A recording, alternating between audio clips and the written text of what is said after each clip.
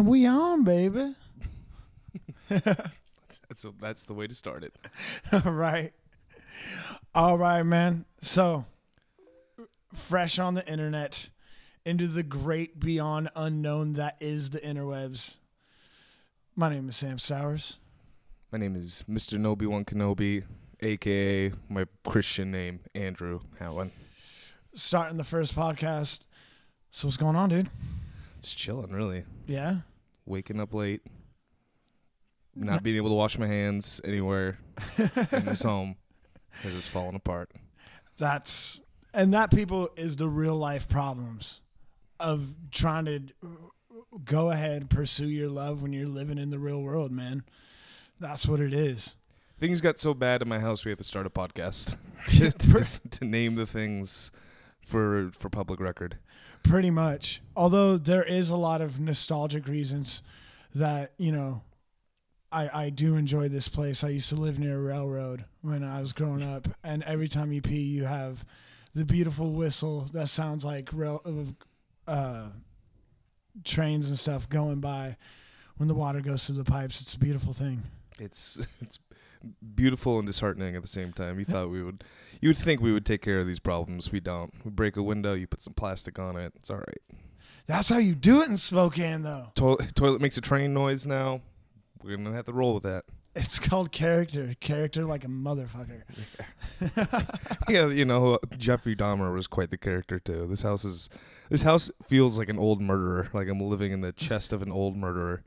Have you had that, like, going into the attic, like, the first couple times where it's like, dude, am I going to find a body down here? Every time, no, when we go into the basement, there's a chain on the door to the basement, and it's like one of the old dungeon chains, and it's scary. When we first got the house, it was scary. Wait, there's a dungeon chain? There's a dungeon chain. Like, what was it for? It's still there. I don't know. And it's like, so there's a lock on the door, or there's a handle to the door, right? So it's not like this door is just swinging open. So there's something in the basement that they felt the need they had to get a chain with a round circle that you would put over the door handle. So even if you get the door open somehow, you're not getting out of that basement. And I just wonder.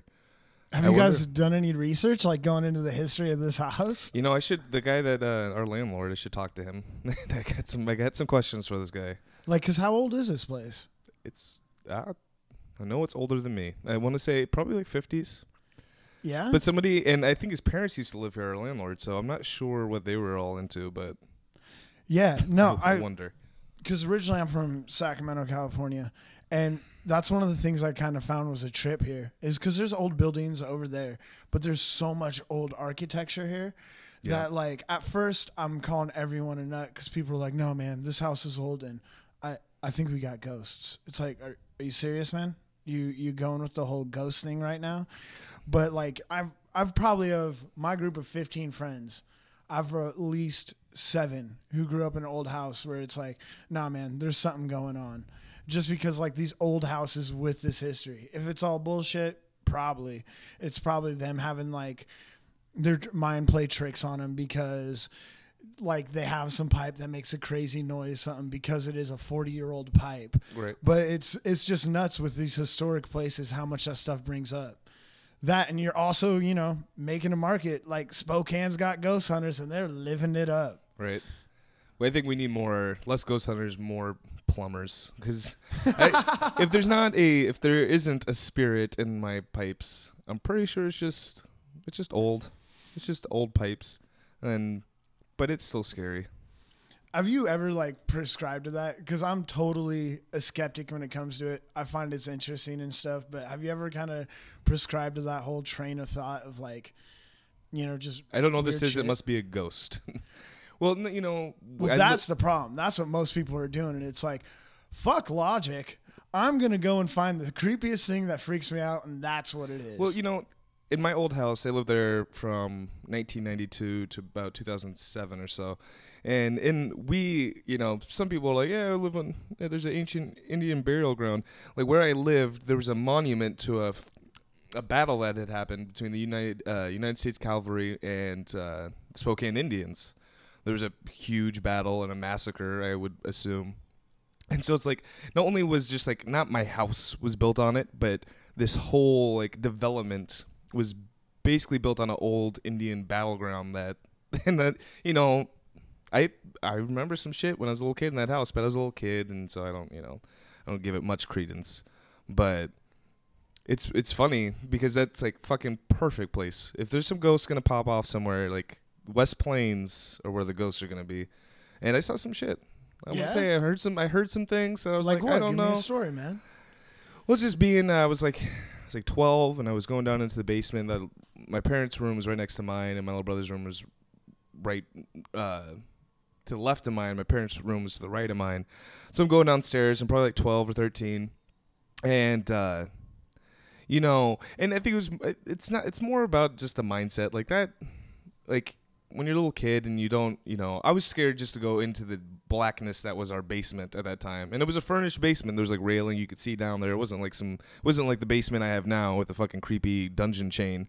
It was just a normal basement, like a den almost. And I remember just going down there and hearing noises and then hearing shit in the kitchen. And it was just like, there's nobody up. What the fuck is going on? Like it sounds like footsteps or something? Yeah, or just you could hear like drawers opening, but I know everybody's asleep. Unless my little brother was trying to get into the bacon bits again or some shit, you know, like I don't know. Unless he's fishing around for some snacks in the middle of the night. I don't. You know, we had cats though too. And those fuckers are mischievous, so who knows? Yeah, I know. Well, I mean, there is a big problem with ghosts going for the bacon bits. Yeah, Ghosts they love it love too. pork. My little brother and ghosts, that's the one thing they do have in common is a love, an affinity for fake bacon. Yeah, I don't know, because I've been in situations where, okay, that's weird. That's not what, like, for example, place I live in now. Yeah, it's an older place, and it's kind of a strange place because it's a little house attached to a bigger house. And I want to say both of these places have about 60 years on them.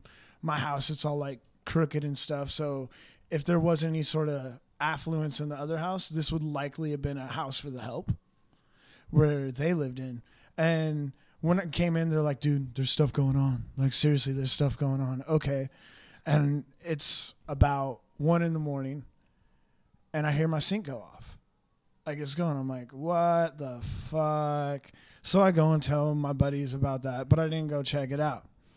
And it's like, see, that's something that's going on. It's something that's going on. Then I have a big old party the other night, and all of a sudden I hear this same sound. Get up, check it out. No, dude, it's the ice maker. The ice maker, when it's recharging, sounds just like a sink going. So boom, debunked right there. Right. But I mean, I don't know. I've heard enough stories. I've never had anything personal, but I've heard enough stories from people who I trust that aren't idiots where it's like, okay, I mean, maybe there's weird shit out there. I mean, crap, we're going and finding giant fish that people think were sea monsters like every day where it sets up, you know. For example, one story is my buddy and his wife. They're sitting there chilling. No one's there. And they both see it. This chair just like does a 90-degree turn on its own. All right. I mean, shit, it could be something rumbling, stuff like that, but I don't know. I chalk it up to like world's a bunch of weird, fucked up shit. Maybe, maybe not. I'm not worried about it. Yeah. No, it's one of those things where, you know, I just in the idea behind like science and being able to prove things, like as much as I want there to be a Bigfoot, like you got to give me a fucking Bigfoot body. You got to give me like, show me, give me a legitimate, like tested, approved photo with him like hanging out in the forest, like barbecuing or whatever Bigfoot's doing, like whatever he's up to. I need to see a picture of Bigfoot standing next to Bill Nye, who I trust a little bit. No, Neil deGrasse Tyson, who I trust. They're given a thumbprint, and then Neil deGrasse Tyson needs to be holding up his driver's license so I know it's not an imposter and have a thumbprint from Sasquatch. That's what I need. It's going to take something like that for me too. I mean, I've seen, well, you know, it's like the guy, what's his name? He was doing the Survivor Man. Oh, Les Stroud. Les Stroud. He has been a huge proponent that there is a fucking Bigfoot. He's like, I know the sounds of the forest and shit. I've been all over the world. I've, you know, been alone a lot too. Like I can identify, you know, there's times where he's like, I know it's not another person. It's just me out here. I I know what a fucking warthog sounds like. I know what a badger sounds like. I know the sounds that are being made. And he's like, I couldn't pin this one, and it just sounded, and it was freaky. It was like he said something like this snarl, but also kind of like a cry and yelp. He said it put him on edge, and like that guy, if anybody's got some credibility behind him, I think Les Stroud has that, and it's just crazy to see. Like somebody that I revere in a sense. I think his ability to survive in any kind of temperament is amazing. And like, it's like, shit, man, if Les Stroud's about, if he's about a Bigfoot, then man, maybe I can be about a Bigfoot too. But I mean, it goes back to that scientific thing where it's like, yeah, like definitely Les Stroud, of all those guys who do that survival thing, he's the one I'm going to give the most credit. I've seen behind the scenes stuff of how he actually does it. When it's him, he's not one of these guys going and sleeping in a Motel 6 that night after he's done shooting and all that. But if you're looking at it scientifically, if you're looking at it, it's okay. Well, how many days had he gone without eating at that point? Right. No, exactly, I mean, exactly. what state was he in? And exactly. Like, I mean, as much as I got Les's back, it's like, man, you still got to give me some proof. Like, I'm with you, Les. I want to believe, but I just don't think that without proof I can ever subscribe to something. Like, I mean, which, it doesn't sound that crazy in terms of like how much land. I mean, we've developed a lot of the United States, for instance, but there's a still lot of shit out there. And so you look at Canada, man, I'm sure like one of those Bigfoots can come, they vacation down here or whatever they're doing. Like, I can see it, I can imagine, but without the smoking gun, man, without a Bigfoot. In my fucking living room, it's going to be hard for me to really believe it. I don't know. And I think all this, like this whole ghost Sasquatch tangent we started off with, I think it all goes to the root point being when something happens people don't get, we just have this tendency to go for the most fantastic thing. Right. Like, for example, honestly, like most religions that started in like ancient civilizations and stuff like that, it started with them trying to explain the world around them. Mm-hmm. We have this giant light that's coming out sometimes, and sometimes it's not. And all this stuff we get, it's coming from this giant light. What the fuck is that? Well, when I was a Boy Scout, I remember we went to this little weird stone amphitheater on this area of forest where we were camping. We're doing our Boy Scout thing, we're fishing and making solar ovens and shit like that. And they had this Native American fella come speak, and he described a myth that they used to use to describe and basically try to explain the stars and the moon.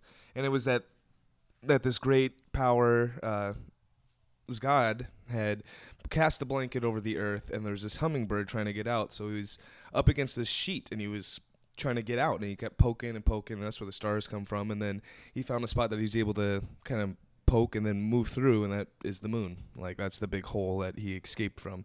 And so, that's how they rationalize it. Like, I have no idea where all these little lights are. Like, yeah. So this, I mean, and I can understand because this is the reason, like, people freak out. Like, if somebody doesn't say, hey, no, this is what it is, even if it's wrong, then people are, that kind of wonderment will only lead to people getting, hysterical or fucking, going crazy.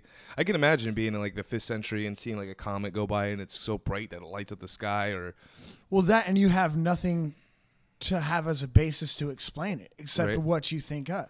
I mean, even if you go and look at science, like science got going after culture got going. You got to have culture to really start getting scientific, because then your whole pyramid of survival and stuff like that has got you to the point to where you're able to start thinking about these abstract thoughts.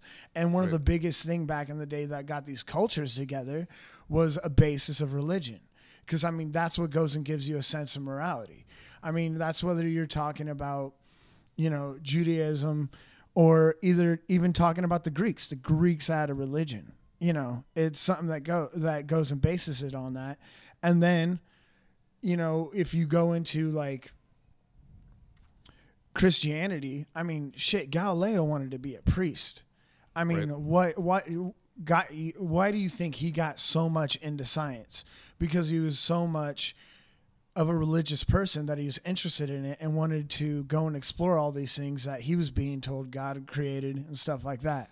Yeah, I mean, he was instantly like, and I think that's the thing with any, the reason why science, I mean, I just watched part of the debate with Bill Nye and Ken Ham, and it's just one of those things where if you have questions about the world around you, and, you know, as much as I like you, Sam, like, if you told me something ridiculous and you had no proof behind it, you could tell me there's a Bigfoot, man, and, like, I'm like, all right, Sam, like, I'm with you, but, like, I won't believe you just because you're my buddy, and I wouldn't believe it just because somebody, even if they seem incredibly powerful, if they were a priest or a pope, for instance, if they had some, like, the government tells me shit today, and I don't take it all 100%, like, whatever comes on the TV or whatever I see on the internet, like, it's because you have enough past experience to know that that's not necessarily credible. Yeah, and, well, I think that there's a power in being cynical enough to just not take everything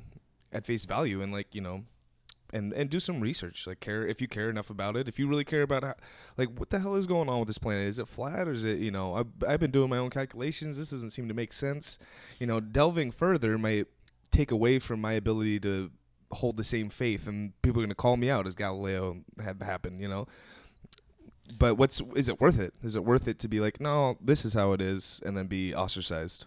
Well, I think it is. I think the reason you get ostracized in the first place is because you have different types of personalities. Some people, like, going and doing that delving into it, goes and actually strengthens your faith, because it's like, wow, this is so much more complex than I thought. Like, if you believe in a deity, we are dealing with something that really puts some thought into it. And I mean, even if you go with, like, a lot of astrophysicists and stuff like that, a lot of them, they are religious, because you get to a certain point and then it goes to a mystery. But then you also have these other types still going and using that Galileo thing as an example here. You have those other types that were taught this doctrine, taught this, taught that. You threaten that. You're threatening what I've grown up and modeled my whole life after. Yeah, you're going to be scared of shit. Yeah, you're going to go and lash out, because maybe for you and the way your belief system was built up, it's not strengthened to the point to where you can see that and it doesn't threaten it. See what I'm saying on that? No, well, it's, it's the notion that the unknown is scary. And one of the things that I don't think was ever touched on that debate, and you really got to watch it. But this is always the thing that never comes up, is, like, I'm not an atheist and I'm not religious. I'm agnostic, and it's all about proof to me. It's like, so a big question that people will pose generally is, like, the idea of faith and belief being behind these scientific values as well, because, the incredibly small and large scale forces that govern the way the universe works are still relatively a mystery to us. We understand what they affect, but we don't understand why they do what they do. We don't understand, that very base understanding of the universe, I think, will escape us for a long time, if not forever. But that, and half the stuff they have set up is still being debated. Exactly. I mean, there's always going to be a fight on that. Exactly. And so it's like people, it's like, hey, well, what was before the Big Bang? It's like, man, I don't know. And I have no problem saying I don't know. And the thing is, I refuse to say something that is going to, I refuse to say I do know if I don't. And that's the whole thing. It's like, there's a lot of hubris in doing that. Yeah. Oh, and you have to have some humility here, because the idea that we have had, that we've figured anything out really is kind of crazy. We understand. Like, I mean, it's one of those things where in, like, 100 years, we're going to look back and be like, holy shit, I can't believe we thought all that. And then 100 years from then, they're going to look back on that 100 years. They're going to look at 2114 and be like, I can't believe those people thought that. And that's how it's going to continue to happen for the rest of human existence, because we're going to keep discovering things. And that's, like, the idea, the nature of wanting to do more space explorations, because we want to figure shit out. And it's not, and it's human nature. It's like, this has been happening since the inception of our species, and so it's like, we're never, and that's the thing, is, like, you gotta just take a step back and be like, man, well, there was a quote, it was like, Men in Black, I think it was like, nice. Tommy Lee Jones, K explains to J the nature of the aliens on their planet. And then he says, he's like, think of what you learned today, imagine what you'll know tomorrow, or something to that That's effect. actually pretty cool. Yeah, and that was I thought it was a pretty powerful quote, even if it's in, fucking Men in Black, which is awesome. But imagine what you're going to know tomorrow. And like, as much as like, so I believe in like the nature of the Big Bang, right? Can't prove it necessarily in terms of like exactly what happened, why it started. Like, I mean, the relationship between matter and energy at that point is so insane. Even like how it is now, people are still, working on it. And this is going from a point of view to where we actually have the telescopes to get close to even seeing back that far into space time. Yeah, no, when we're looking at a lot of background radiation, we're seeing things expand out from a point. It's like, if you dropped a pebble, if I dropped a pebble in a little pool of water, and then you were to look a half second later and just saw these ripples come out, I would assume that you would think these ripples had generated from a central point. There must be a point. The ripple is this far out already. Where did it originate? And that's the idea of like going backwards through time in a sense and trying to figure out where things started. And we're looking at ripples that have happened, and we're like, oh, so these ripples are obviously spreading out. So maybe this is, we're and that's honestly what we're doing. I mean, just the fact that as human beings, we're going and we're even taking on this venture to try and figure out, wait, what's the big game here? What's this whole environment we live in is kind of ridiculous. I mean, it's awesome to me. It just credits to us as people, like our nature, because you have to look at it. Imagine ants living in a yard that have their little mound trying to figure out their understanding of the whole city. Like, that is impossible to do. Like, look at your perspective on what you're trying to find. Right. It's absolutely nuts. And I mean, I don't know. And I think that's one of the reasons that we go and even are doing this podcast, is because it's just through talking to each other and talking to whatever other people we have come through, getting that better understanding of the world. Because, I mean, yes, to a point, like you said, there's nothing, we're never going to be able to understand it fully. Like, that's a big old tall of water you're trying to chug there. But, and even in making an attempt, you're expanding. You're changing your belief system. You're changing your stance on various things. Just because you're exploring that mental space. Right. Well, and I think one of the things is, like, I think it's hard for, like, it could be hard for one person to figure out a problem, right? And then you get the idea that humanity comes together collectively with our technology and stuff, and we keep probing and try to figure stuff out. I believe that maybe in, whenever, if ever, we find another life form, if it's intelligent, if it's more intelligent than us, I think maybe it's one of those things where, it's like a guy giving you a book with all this, or like an encyclopedia. If we meet another intelligence and they're friendly and they want to chill and they want to, chit chat and discuss like how we feel about the origin of things, maybe they can grant us some perspective, and maybe that's what life is going to be like in like 100, 200,000 years. Who knows?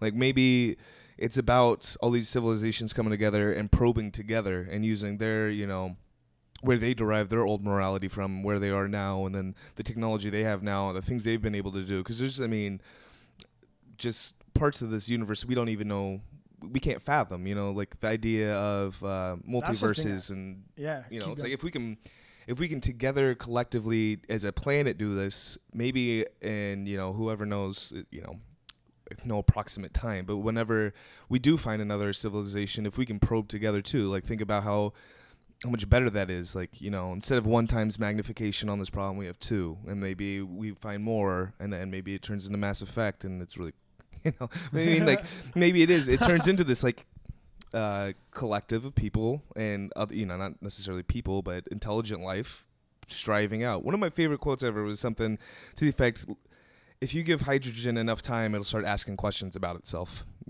Right. And I think that's just a really crazy statement, and from what I've gathered, that seems to be the matter of it. Like, and that's the stuff that gets me excited, is like just growing as a person and trying trying to figure out what it's all about is if we went and, let's say, got this book that he's talking about from an alien race of this is what we found, this is what's going on here, would we even be able to wrap our brains around it? Right. I mean, first of all, you're talking about it in a different language, so you got that whole thing. But if you got it, I mean, are they coming from such a different perspective with such a different science that'll even make sense to us, the concepts on there? Right. But it's one of those things where you go, you figure that where they're coming from out, they figure where you're coming from out. And I kind of like this idea you're bringing up about us as a world, trying to understand the world, trying to understand the universe or our own nature or whatever existential bullshit you want to get into, because it goes with a sense of collaboration. And what is collaboration? Collaboration is two or more parties having a want or a need they're trying to fulfill, them each putting their input into it, conflict coming from that, resolution of conflict, and, it kind of, it's basically the world on a huge scale having a collaboration. And right now we're going through a lot of conflicts because we're all coming from a lot of different places. And in the terms of the universe, this is all just on this little speck that is nothing, And I don't know. It's a cool concept. Definitely. I mean, and growing and trying to learn more and expanding your horizons, that's just part of being what a human is. I mean, just the fact that we're two local rappers or MCs, whatever title you want to put on it, that's a whole nother subject, in Spokane. And we're sitting here doing a podcast about space, Bigfoot, and ghosts. Yeah, right. I mean, anyone who's picked this up probably expected the first thing we were talking about would be like a new era cap or some bullshit like that, right? I mean, but that's not what being human is. No, that's the truth. I mean, it's because I'm not just an MC and I'm not just an artist. We're all a lot of things, and so it's all, it's just the idea of being open, being like, and wondering, and being okay to be like, feeling okay in yourself to be wrong. Like, I can be wrong, and I haven't made decisions based upon what I believed previously that maybe have hurt somebody, for instance, like some of the genocides that have happened over religion. Like, shit, man, that gets all proved wrong. Like, how fucking bad do you feel that you were fighting over something that didn't even exist? Like, can you imagine, like, the pain, like, of ostracizing somebody because of they're gay, for instance, or because they're different from you in any way? Like, how bad do you feel when shit gets disproven? Which is one of the things, like, that it's really hard to disprove something that is so beyond us, The thing that's interesting about that is, I mean, definitely, like they say, history makes fools of us all once you get all the facts collected and it comes back. And you're talking about being in a perspective where, you're told, hey, fight for this. And everything around you is saying, like, no, this is right. Fight against this. And then other perspectives coming in. A good example would be the South. I mean, these guys, during the civil rights movement, all these good old boys, you want to say, you have to realize they were 7 years old being told, no, this is the way it is. Right. And that's what it is. From their mother, from their father. And when you grow up with them, and especially if you don't have a tenuous relationship with them, that's going to hold a lot of weight with you. Right. So they go in and looking back, it's like, dude, I mean, the way we felt about other races was absolutely horrendous. But I think looking back at that, that's something I think myself, I kind of need to do, is kind of having that willingness to forgive that wrong side. I mean, practice forgiveness and learn how to let it go. Yeah, exactly. What is the world coming to? The gods must be tripping. Samuel Jordan, he knew what he's talking about. Oh man, all right, that's a whole nother thing. Yeah. No, but I mean, the idea of like not jumping the gun so fucking fast. Just like, I don't know. It's really easy. I got a tattoo about perspective on my right arm, and it's specifically because there's a lot of times I will make a decision and I truly didn't in the past, and I still don't. Like, I try to do it as often as possible. Whenever there's like a tough decision, like I think long and hard about my point of view, and then I really do try to put myself in the other person's shoes, or just completely flip my viewpoint. I think it's the only way that you're going to come to a decision that you can be okay with. Like it would, you know, looking at something from one angle. If the only time you ever saw an elephant in your whole life was from the back, from its ass, and that's what you saw of an elephant, like and then you were trying to describe this animal to somebody, like, that has seen a whole elephant, like, wouldn't that be the toughest fucking thing in the world? I mean, I suppose the elephant's pretty easy because it's a big gray motherfucker. But no, it's a proven concept. The three blind men trying to describe an elephant from different sides. Exactly. And so it's that kind of that openness to be like, this probably isn't the whole story. Like, I think I got a good grasp on it, but I can guarantee that the majority of the time it never is. It's like you can look at anything that ever gets reported on the news, like how often do they truly give every side its own time in the sun? And it's very rare that they ever do. And so it's like, you know, and that's why it's really hard, and I find myself being so cynical nowadays, is because I look at something that's presented to me and I'm like, I know this is a fraction of the story. Like, if it's somebody getting murdered, right, they're going to give you as much information as they have. Depending on the channel or depending on the person, they might try to skew it in certain ways. So, you know, you can never doubt the subjective nature of a human being and their inability to be completely objective at all times, especially when you're reporting. That's, you know, it's the ideal is to objectively report things, but you can't. And so there's always going to be a bias. There's always going to be a spin on it. And so it's the same thing with just the nature of the universe. Like, I appreciate everybody's opinion on it. I love to hear every angle of it because I think there's wisdom and there's a lot of good things to be found from everybody's point of view, but it doesn't necessarily mean those are true. And I think that only in bringing those perspectives together can we try to round out the idea of what human is and being a human. But then we can start probing about the nature of our universe. You know, science has lended itself greatly to that. Like, I'm talking on an amazing microphone. I'm looking at my iPad. I'm going to shoot this off to a satellite, and it's going to, you know, be all over the world.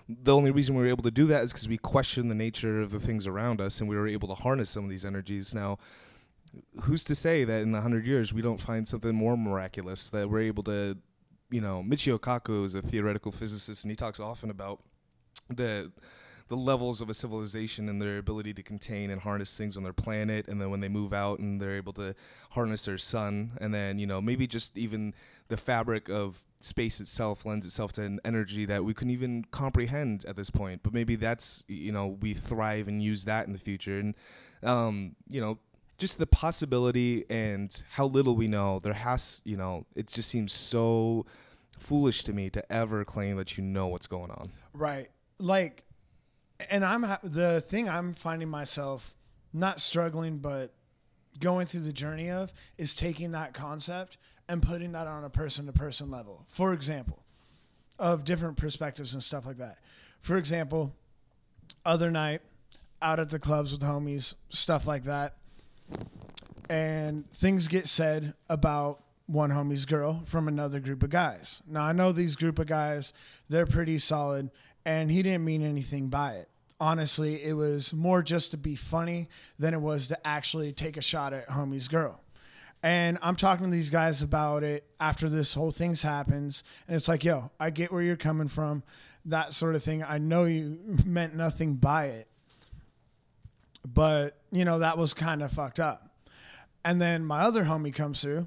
He sees what we're discussing, but he's coming from a perspective like, oh, it's these assholes that said that one thing.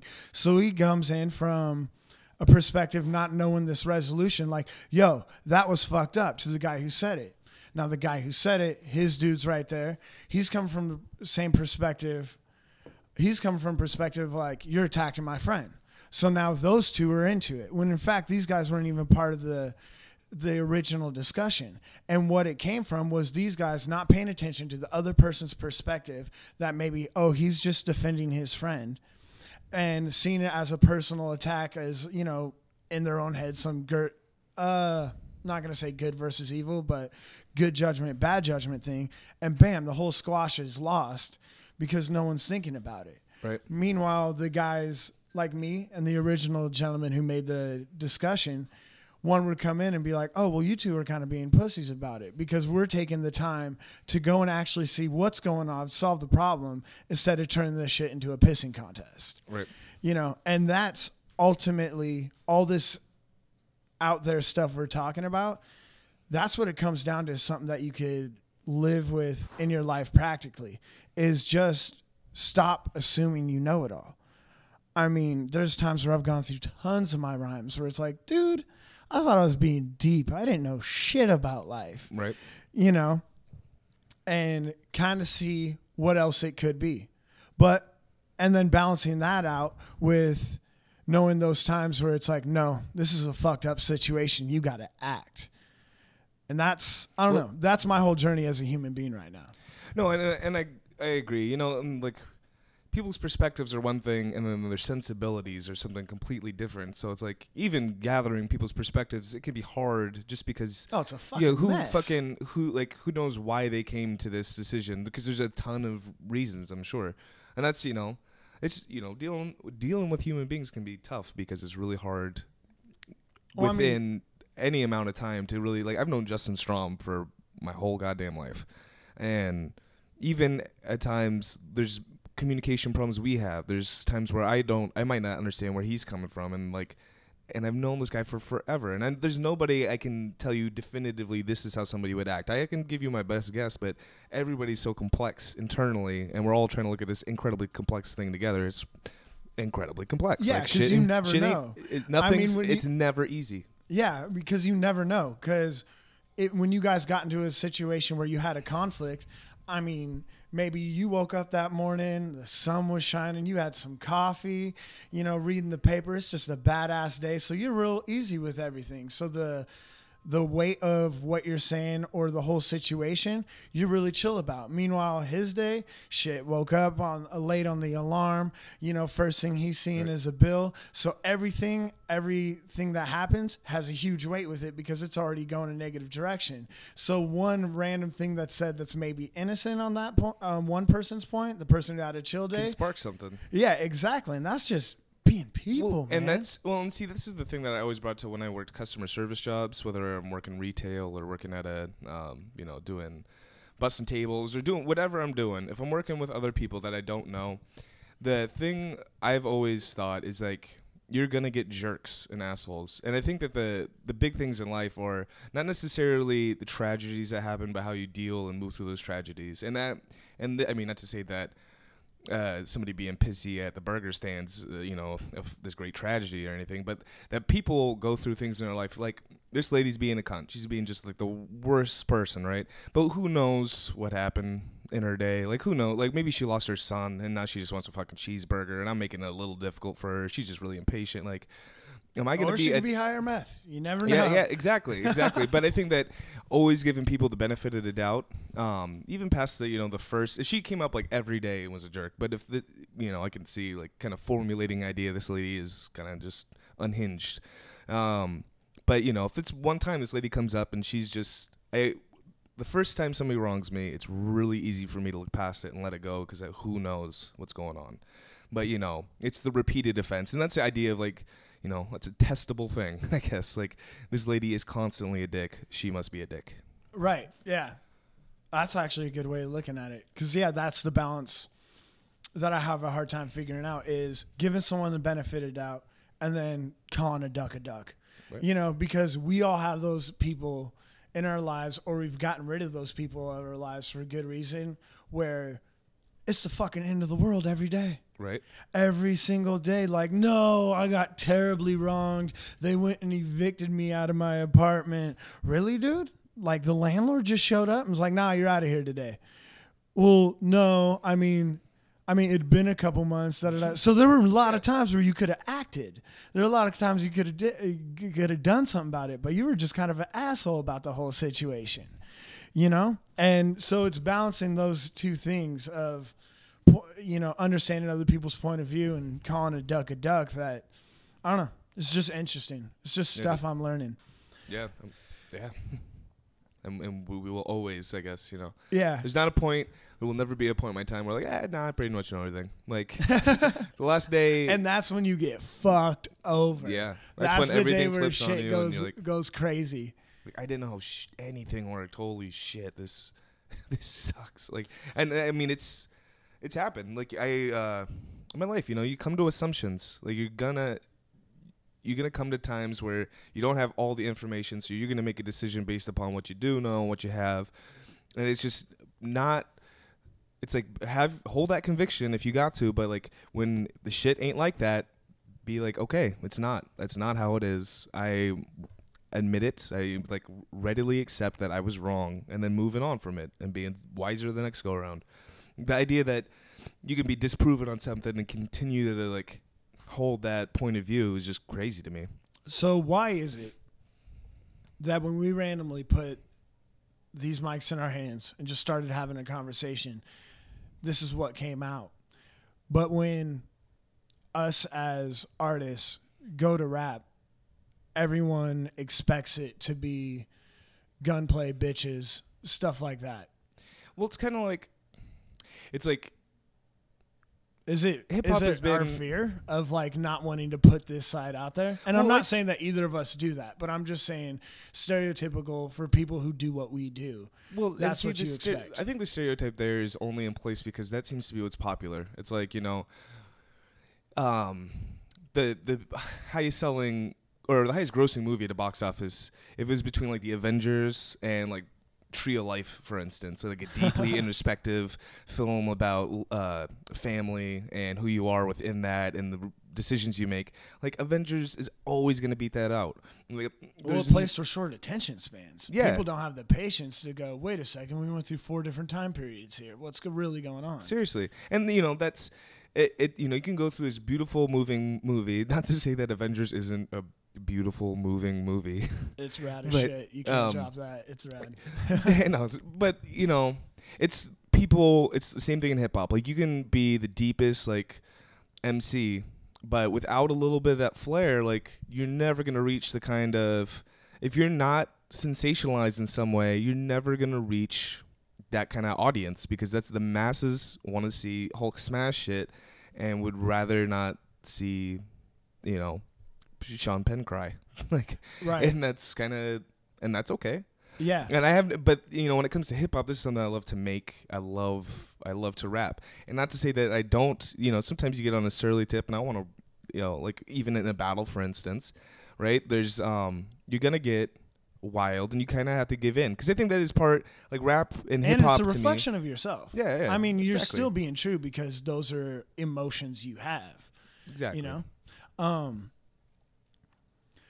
I think it's one of those things where people, I think, kind of come out with some of these more controversial things or just dumbed down lyrics because we are kind of in the same realm as these movies where it's like, why are you listening? You're listening for entertainment. Exactly. Exactly. So, like, me talking about guns is Hulk smash and shit, where me talking about the NSA and maybe even sadder, more quiet points or is more like, a deep introspective look at a pond. And, I can understand people wanting and maybe having enough of that in their life. Maybe they think about it enough that they would rather hear, I think that if you put anything together cleverly enough, and you can make deep thoughts very like entertaining. You can make them very easy to get into. But some people have a really hard time with that, and I do at times too.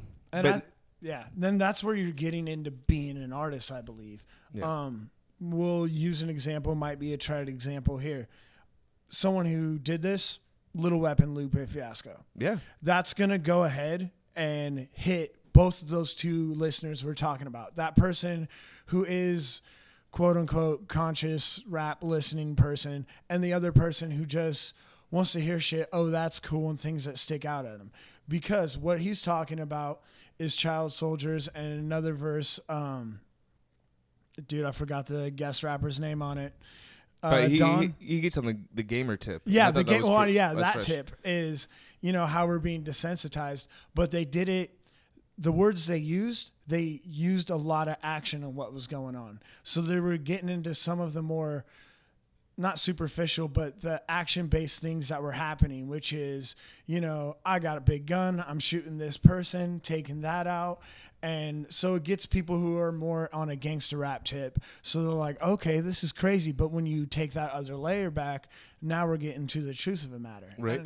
Well, and that's one of the things that, like, Lupe says, think you gangsta popped a few rounds, these kids come through and murder a whole town. Like, it's like, damn. Like, I mean, and that's the thing that is sensationalized. Like, okay, so he's basically saying, yeah, there's a lot of gangster, there's a lot of, like, I'm going to shoot you and shit like that. Like, I got a gat, you know, my 50 cal smoking, you know, like, you can get like that. But then he's, like, putting a tip on. He's like, man, you think you're fucking dangerous? You have no idea what the world's like. Like, you're dangerous in the richest country in the world, and you're not even that dangerous. Like, if you look at what's going on in parts of Africa, that whole continent at times is just in like, it's just it's snarled by, it's a fuck fest. Like, yeah, that whole thing, I mean, well, like, probably a quarter of the continent, if not more, and this is me speaking on my ass, so don't fact check this stuff. I actually do, because I want to know how much it is ran by warlords.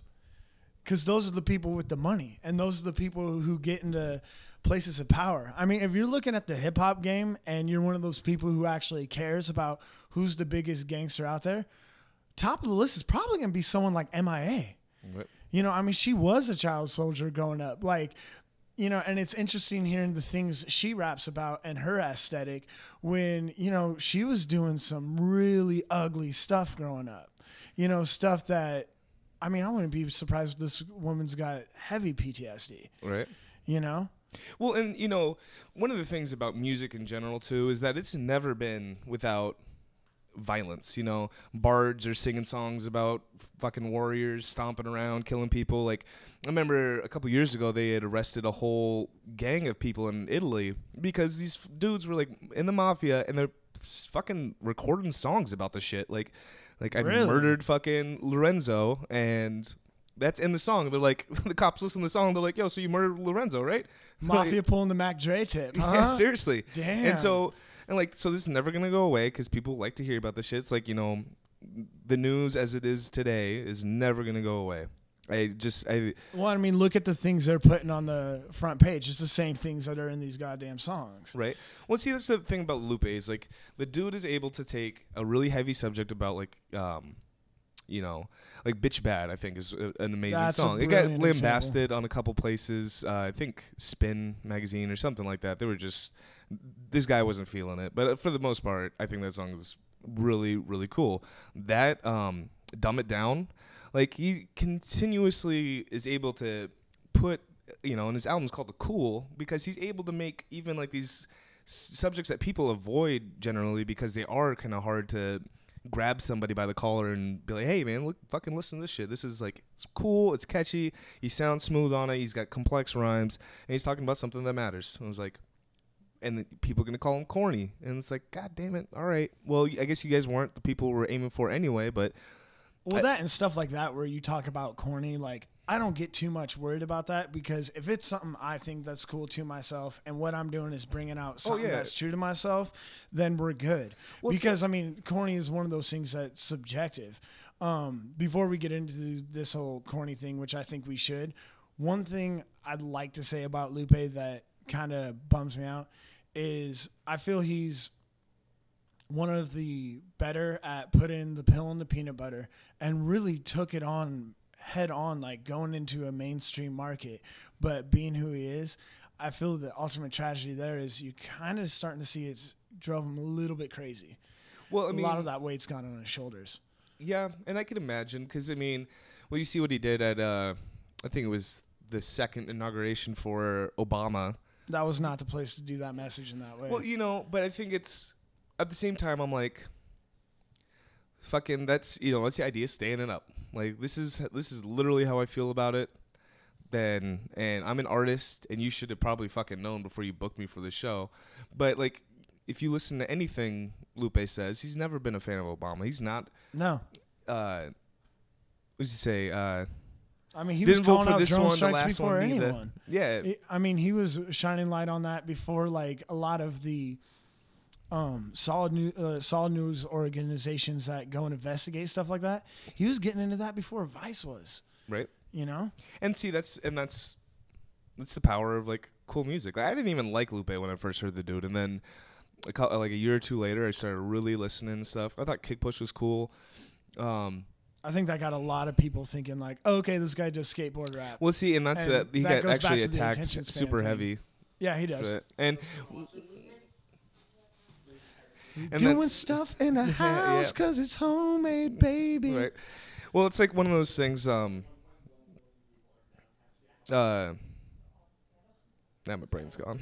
No problem. I mean, it goes back to people's attention span with music. And honestly, if you're trying to cater to that, you're doing a little bit of a fool's task. Like with music, the thing I notice is be you. I think this might have been Jill Scott thing I picked up from one of her concerts. And just carve that niche in the wood. Yep. Just get that niche going. I mean, sometimes contradict yourself because you feel like contradicting yourself, or actually that's you doing actual introspection.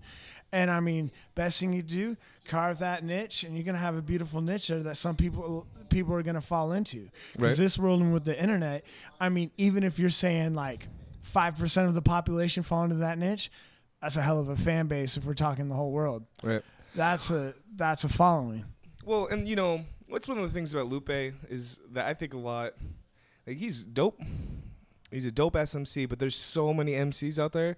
Like the fact that I like him and he's a mainstream cat. Like there's a lot of people that put shit together clever and they sound good doing it. Like, and they'll always be around. I think you're always gonna have your Black Thoughts, your Commons, your Mos Defs, your Talibs.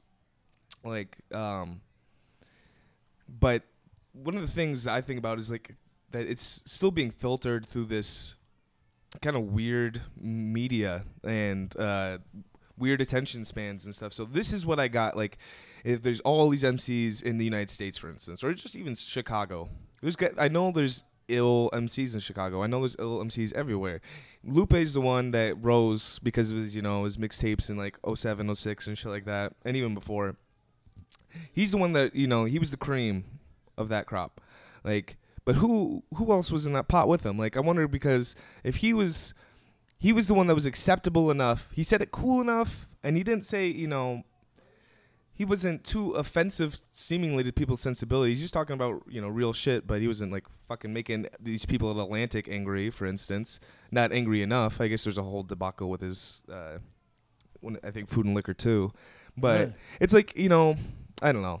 Like, he's still being put through the MTV generation filter thing, and sometimes I don't even trust that. I'm getting too cynical, I think. Yeah.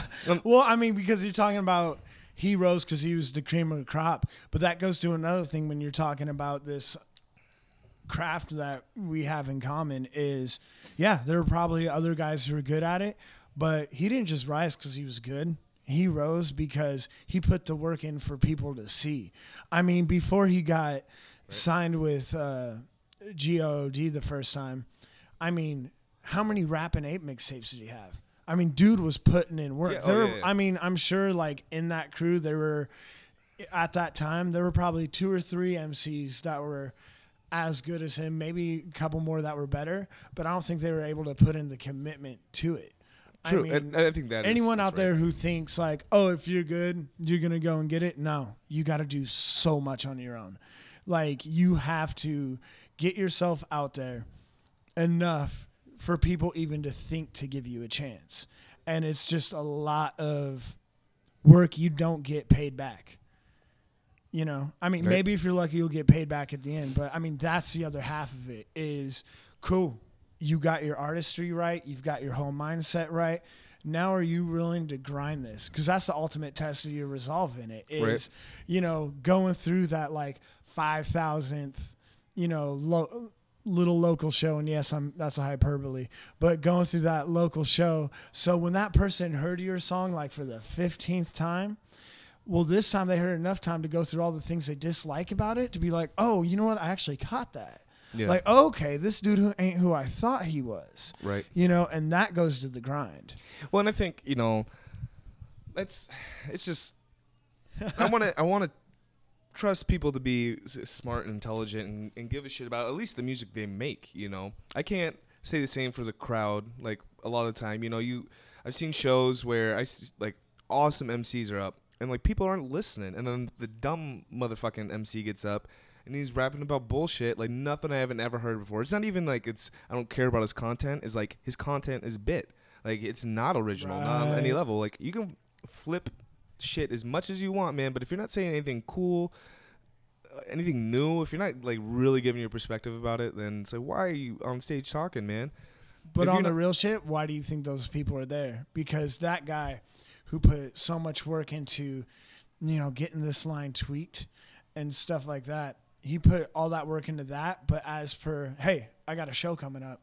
We're doing this, getting people together while he's doing it, getting his homies and his homies into like, yo, we got the show going.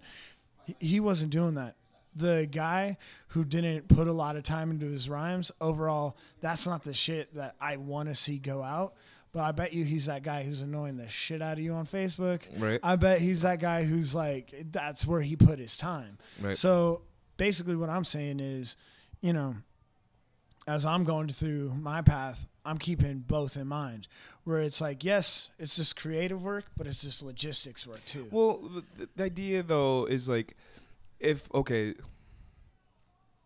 I wouldn't grind to sell snake oil, basically. Word. And that's what it's about. Is like I don't grind nearly or half as hard as a lot of these cats out here, but it's because I generally think that I want to spend more time just making sure I got something I want to grind for. Like I love the music I'm making, but I think it could be tighter. I think it could be better. And I would hate to give somebody a product that isn't what I claim it to be. Like I'm not gonna be like, yo, the dopest fucking Spokane music you ever heard, like, because I don't think it is yet, and it's getting there. It's getting to where I'm happy with it, but I don't think it's the dopest in town even. Like I think that there's awesome MCs that they might not even grind as much. Well, I think part of getting more badass though is going through that journey, because I mean, sure. Let me try and really cook up a good MC example. All right, terrible example, but I'm gonna do it anyways because it kind of fits. When Jay-Z started, late 80s and stuff like that, his stuff was nice, but he really wasn't that good. Like, it was good, but... He had that speed style on it. Yeah, but in comparison to, like, the best stuff he put out, nah, it wasn't there. Yeah. But he was still grinding on it. And with those experiences through doing the grind and stuff like that, it gave him a little bit more of that life experience. One, to put into his rhymes, and two, also like, okay, well, what works? This doesn't work, that, and all that. So ultimately, like, if that dude didn't have that grind that went with it, I don't think he would have ever achieved him when he was at his best. Well, and see, I think he was the kind of person that would have been grinding like that anyway. It happened to be music, but before it was crack, And like, I read his book, Decoded, and I thought, it's a dope book. I really like it. And him talking about that, I think he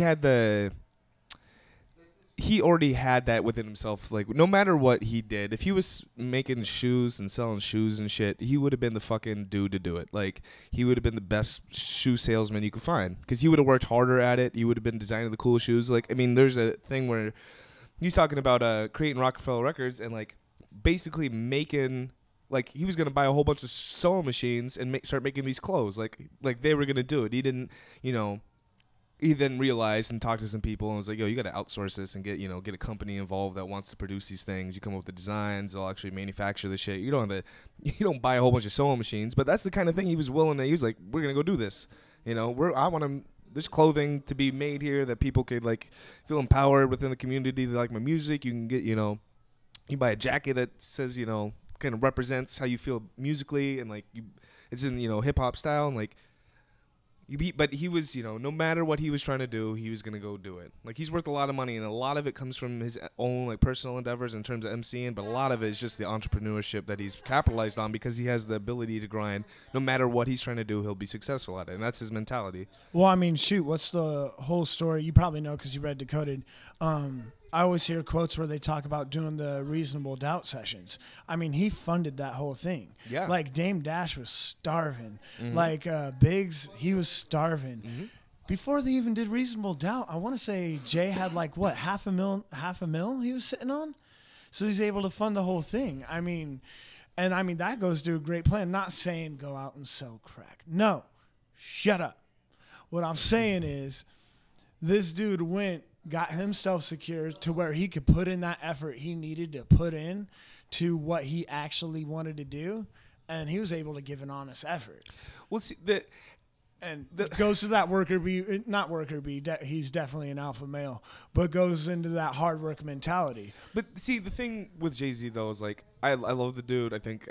His music's dope, and it has been. He's got some really good albums. He's had some that I'm not the biggest fan of, but I can really appreciate his work ethic, right? But at the same time, he would sell me something bad, you know? He could probably sell me on, like, a cigarette that's like twice as deadly as the cigarette I'm smoking now. He could probably do that. Like, he was selling people crack. Right. And, you know, that's something like, I think some of the music that he's made lately, it's like, dog, it feels like you're selling me crack right now because this ain't great hip hop. This ain't great for me. It's probably good for you because a lot of people just don't care. You know? Magna Carta Holy Grail is one of the most impressive marketing campaigns I've ever seen in my life. Oh yeah, what was the Samsung like buying like 100 albums right off the bat just to promote it and give it to people who bought their phone or something? Well, like that and the way they did it, where it's like they kept it pretty hush hush. You give it a title, Magna Carta Holy Grail, which automatically says the best to you, the ultimate. This is something you're gonna live by. What everyone's searching for. Kept it hush hush. And then does his Samsung deal. And when do you first hear about it? You first hear about it in the NBA Finals. So the big demographic he's trying to hit with this commercial that's got all the faces you want to see. Your Timberland, your Pharrell, your Rick Rubin, a little bit of it. And then with that title, so you're expecting, oh, my God, you know, I'm going to throw Blueprint out. I'm going to throw Reasonable Doubt out because this is the new Jay classic because he getted that amp. And then, boom, he sells the hell out of a pretty good album. Album. Da-da-da. You know? Well, it's one of those things. It's like. That was brilliant. To do. I know, and it was. It's like. And that's the idea, though, is like you could sell some garbage to me. You sell me a bag of fucking garbage. Oh, it's my garbage, though. Like, I put this garbage together, and that's supposed to be enough. It's like, man, hear that motherfucker talk about his Warhols again. I'm gonna lose my mind, man. Like, you can't. I get it. You got an Andy Warhol. You got a painting. You maybe got a big can of soup in your house. That's fucking dope, dog. But like, I don't care that much. I'd rather hear something a little deeper from you. Like, I like, you know. So what artists do you put more value to? And once again, my bad because I'm thinking on the spot if I provide a bad example.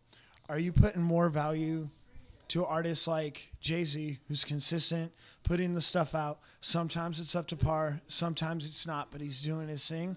Or do you put more value to an artist like MF Doom, who you can tell puts time into it, gets everything going, doesn't produce that much, but when he does, it's pretty solid. But because of his whole method of creating things and kind of tooling over things, will put out things that you could tell is overthought or tell is undone. Like, I'm totally forgetting the name of the last album he put out. Started off with the same sample that had that they used with Return of the G. It had a bunch of J Dilla. You know what I'm talking about here?